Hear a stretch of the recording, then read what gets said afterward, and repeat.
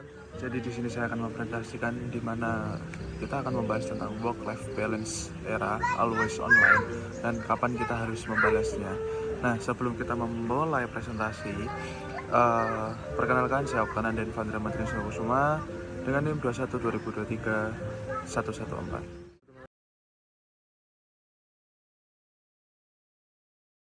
Oke, jadi yang pertama kita akan membahas tentang working balance itu sendiri. Nah, coba bayangkan kita di jam 9 malam atau kita lagi ada kesibukan yang lain, terus kita tiba-tiba ada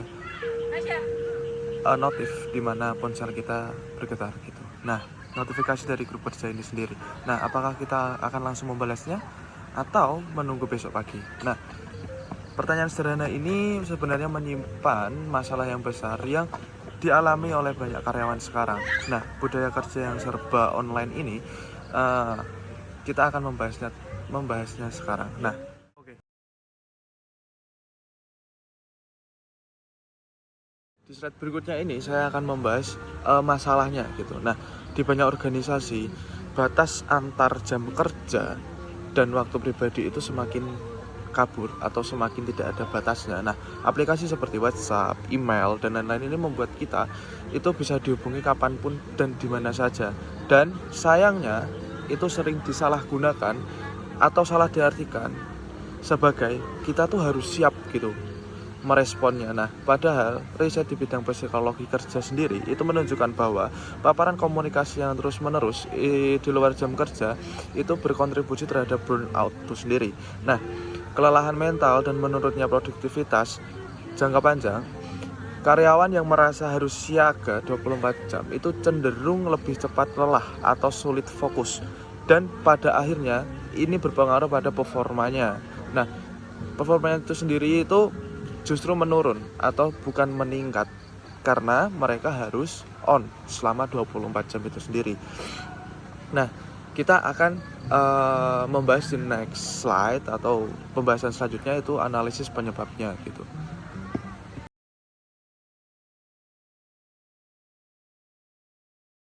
Nah, di slide ini kita akan membahas 3 poin penyebab utamanya gitu teman-teman. Nah, mengapa budaya ini tuh bisa terjadi? Nah, di sini ada 3 penyebab utamanya. Yang pertama itu tentang bagaimana ekspektasi implisitnya itu sendiri. Nah, banyak karyawan yang merasa harus membalas pesan cepat meski atasan itu tidak pernah secara eksplisit memintanya gitu. Nah, ini murni bahwa asumsi ini terbentuk dari kebiasaan tim itu sendiri. Nah, terus di poin selanjutnya, yang poin kedua yaitu tentang FOMO atau tentang fear of missing out. Nah, di sini karyawan takut dianggap tidak responsif atau tidak berdedikasi. Nah, sehingga karyawan sendiri itu memilih membalas pesan kapanpun itu.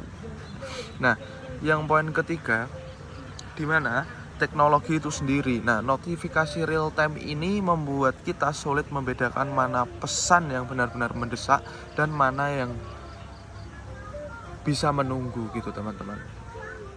Nah,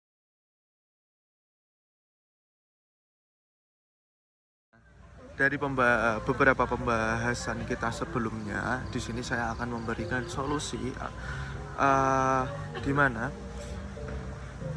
bagaimana sih solusi itu sendiri? Nah, saya ingin membagikan sebuah pedoman sederhana yang bisa diterapkan untuk pesan yang sifatnya itu benar-benar darurat. Misalnya sistem down di bagian karyawan yang IT atau gimana gitu. Nah, masalahnya yang berdampak langsung ke klien atau keselamatan kerja. Nah, tentu wajar untuk direspons secara segera. Nah, kapanpun waktunya. Namun untuk pesan rutin, update status, pertanyaan yang tidak mendesak, atau permintaan informasi data, atau permintaan informasi biasa, nah itu semuanya bisa menunggu jam kerja berikutnya tanpa perlu merasa bersalah. Nah, sebagai referensi, di beberapa negara di Eropa itu bahkan menerapkan konsep right to disconnect. Nah, karyawan di mana hak karyawan itu tidak merespon komunikasi kerja di luar jam kerja, dan ini dilindungi secara hukum, teman-teman. Nah, ini menunjukkan bahwa isu ini tuh bukan hal sepele sebenarnya, melainkan sudah menjadi perhatian serius di dunia kerja modern sekarang.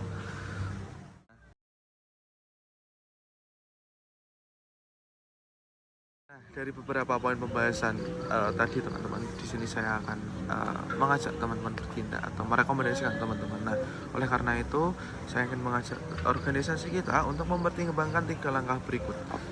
3 langkah berikut. Yang pertama yaitu quiet hours. Nah, ini rentang waktu di mana tim tidak diharapkan merespon pesan kerja, misalnya setelah pukul jam 8 malam. Nah, setelah jam 8 malam berarti kita bisa membalasnya untuk esok hari gitu, teman-teman. Nah, yang kedua, kita membiasakan penggunaan status do not disturb. Nah, pada aplikasi kerja sebagai sinyal yang saling dihormati antar rekan kerja itu sendiri. Nah, yang ketiga, kita menetapkan atau membuat SOP kerja. Nah, eskalasi khusus untuk hal-hal mendesak, misalnya lewat telepon langsung, sehingga pesan chat biasa itu tidak lagi dianggap sebagai jalur darurat. Nah, jadi poin ini, teman-teman, kita menetapkan SOP bahwa ketika ada kejadian darurat kita tuh langsung telepon saja, tidak usah chat. Nah, jika chat berarti dianggap itu tidak hal yang tidak darurat atau tidak harus dibaret secara cepat gitu, teman-teman.